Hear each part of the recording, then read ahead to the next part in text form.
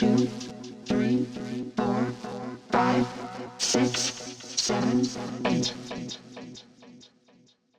Bonjour à tous, aujourd'hui depuis notre studio, l'interview du grand patron de BMW Belux, un concept futuriste signé Mercedes, un crossover électrique en intervention à Spa-Francorchamps et qui sait, peut-être un futur franchisseur dans l'écurie Audi. C'est Car Update, 8 sujets en 8 minutes et c'est tout de suite.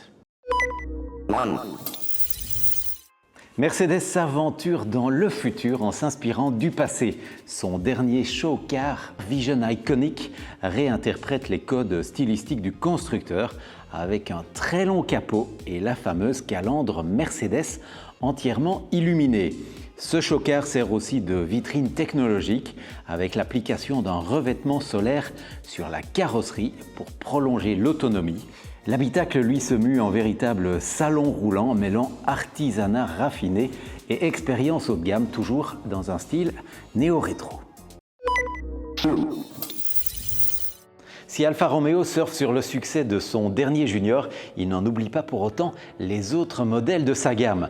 Le Tonale s'offre ainsi une petite mise à jour esthétique à l'intérieur et à l'extérieur avec des traits plus affirmés, une plaque minéralogique recentrée à l'avant et une nouvelle palette de couleurs.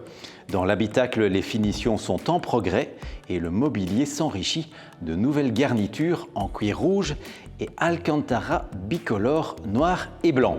Côté motorisation, cela va du diesel de 130 chevaux à plus de 270 chevaux pour le plug-in hybride, en passant par les essences micro-hybridées.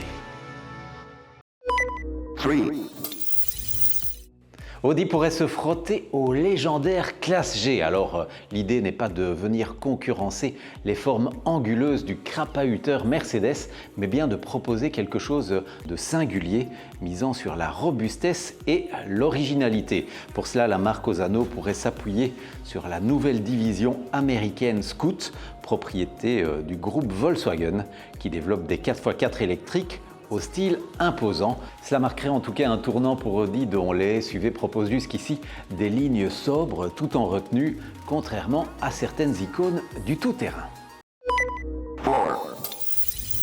Elle défie les supercars sur la route et volera désormais au secours de leurs pilotes sur la piste. Avec 650 chevaux, 1-0 à 100 en 3 secondes 5 et des pointes à 260 km/h, le V6 GT est la première voiture électrique à intégrer la flotte des véhicules d'intervention du circuit de Spa-Francorchamps. Deze week hebben we ook een gast in onze Car Cave. Alexander Wehr, welcome. You know, Belgium is probably the only country in the world where a premium brand like BMW has dominated the market for several years, 4 years, you're market leader for 4 years. How do you explain that? At the end, it is mostly, I would say, about the fit of a very, very complete and attractive and rejuvenated product lineup that we have in BMW, by the way, not only BMW. So that for me has been and is a perfect fit in a country where the multitude of drivetrains is just crucial. So, and what's next in your product line? First of all, the iX3 is about to be launched. We'll go into the market from March. Then we are already about to launch the new 3 Series, the new i3. Then we'll have the new 7 in summer. We'll have the new X5 being topped, by the way, also by a hydrogen vehicle coming in 2027. And in Q1 2027, we'll have the new iX4. Now, the Neue Klasse costed around 10 billion euros. Does that mean that BMW is, in a way, giving up on its intention to extend the life of combustion engines? No, absolutely not, because we strongly believe it's the right thing for the industry, but also for Europe. And the positive message is we're not only investing in electric vehicles, we're also investing in combustion engines, in hybrids, in hydrogen, in e-fuels. So for us, it's the breadth of innovation that is the path into the future, clearly. Now, we noticed on your configurator that the X3 and the eX3 are priced almost the same. Is that the future of the power of choice? For us, it's clearly a strategic direction. We clearly see from the market and from the customer feedback that people don't want that, let's say, the drivetrain makes the difference. Same goes with the price, same goes with the looks. People also don't want the car to look electric. So yes, you will see more proximity of prices of different drivetrains. So Alexander, now let's play a game. One word for one sentence. I give you a word and you respond with a sentence inspired by it. Belgium mobility. Very dynamic. Belgium taxation.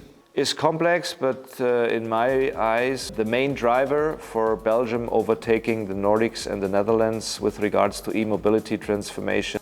The Brussels Motor Show. Probably the last really real motor show for the wider public and consumers in Europe. 6, c'est aussi le nombre de Bugatti Tourbillon déjà vendus en Belgique. La production de cette hypercar hybride ne débutera pourtant qu'en 2026, mais elle est déjà sold out chez nous jusqu'en 2027. Notez à près de 4 millions d'euros l'unité, pas sûr qu'il s'en vendra beaucoup chez nous. Héritière des Veyron et Chiron, cette tourbillon ne sera d'ailleurs produite qu'à 250 exemplaires. Et si vous voulez d'autres chiffres, eh bien en voilà, une cylindrée de 8 litres 3, 1800 chevaux de puissance combinée entre le V16 et les 3 moteurs électriques, un 0 à 100 en 2 secondes, un 0 à 200 en 5 secondes. Jamais une Bugatti n'aura aussi bien porté son nom. Alors que Toyota s'apprête à lancer une nouvelle offensive électrique, le japonais surprend tout le monde et ambitionne désormais de passer aux batteries solides. Cela devrait se faire dès 2027 ou 2028 en partenariat avec un acteur industriel nippon.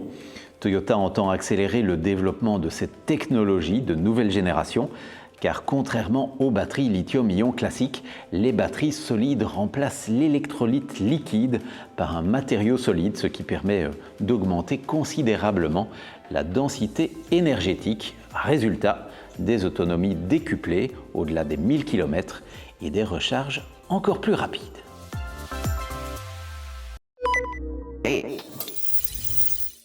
L'AMG S6 EV vient d'être dévoilée par l'organisme Euro NCAP avant même que le constructeur ait communiqué quoi que ce soit. Le modèle décroche la note maximale de 5 étoiles.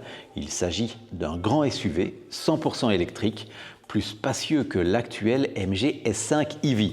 Selon Euro NCAP, le modèle à 2 roues motrices accusait un poids de 1900 kg, soit 183 kg de plus que la version Luxury Long Range du S5 EV. Toujours selon l'organisme, une version à 4 roues motrices est également au programme. Reste désormais AMG à dévoiler officiellement sur le modèle que tout le monde connaît déjà.